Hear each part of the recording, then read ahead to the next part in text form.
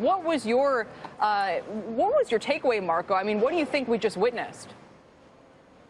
You know, I think this is historic. For me, as a Mexican-American, to see both presidents up there talking, dealing with this, it makes me think of the Guadalupe Hidalgo Treaty. You know, the wall is nothing new. It's something that's already talked about a long time ago. So from your point of view, where does the wall stand in the basis of your support for Donald Trump? For me, the wall, it's more than physical, symbolic, and I think it's about boundaries. I came to this country to achieve the American dream. I came here to be an American, and I think a lot of Hispanics have felt complicit. They have forgotten that. And I think Donald Trump is just reminding us that we have a country to protect. But Marco, who is us that you're referring to? Because Eamon, our reporter a moment ago, mentioned that the support of the Latino community for Donald Trump is very small. Who do you think is the basis of the community, the Latino community of support for Donald Trump? And will it grow? Is that your expectation? Well, we have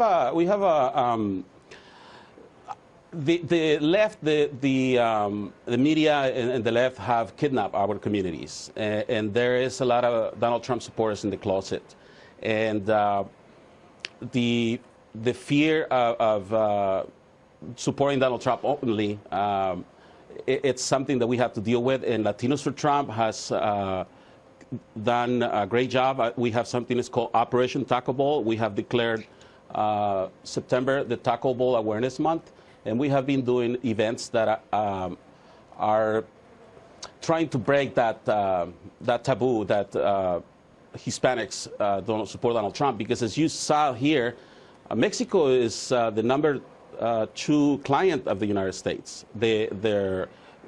So Mexicans are merchants by nature, and we like Donald Trump's message of commerce.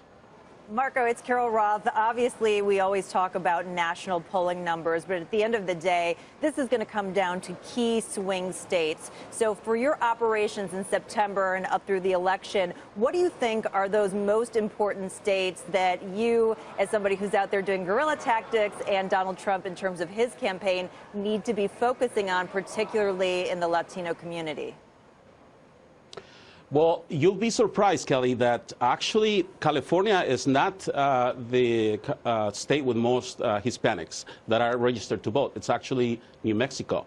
So New Mexico, it's the state that we're going to be working heavily.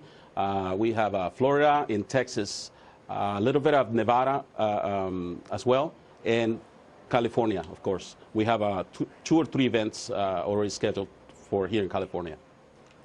Marco, even if perhaps the support among Latinos for Donald Trump is understated, as you say, what is your pitch to that community? Not just that, oh, what he says about Mexican Americans is not so terrible, or is perhaps a little more nuanced. What is the pitch in the affirmative that says, here are the reasons why you might want to support him?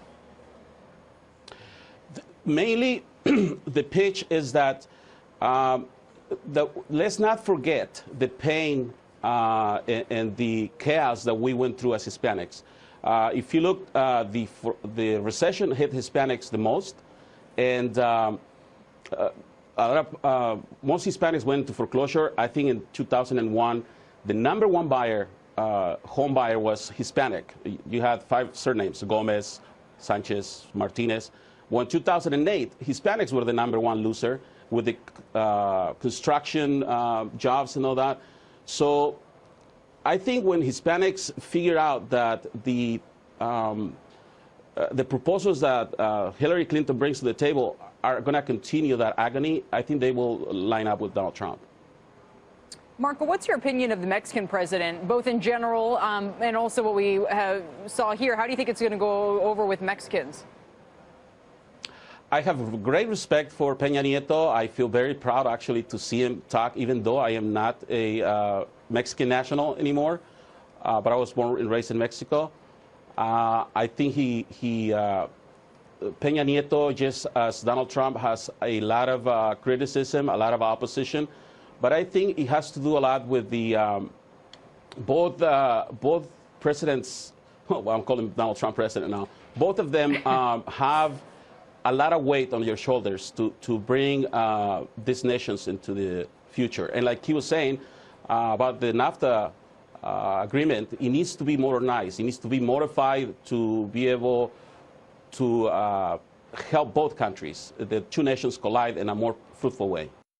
Use hashtag Latinos for Trump on Twitter and social media. Make America great again. Go out and vote November 8, 2016. Let's do this!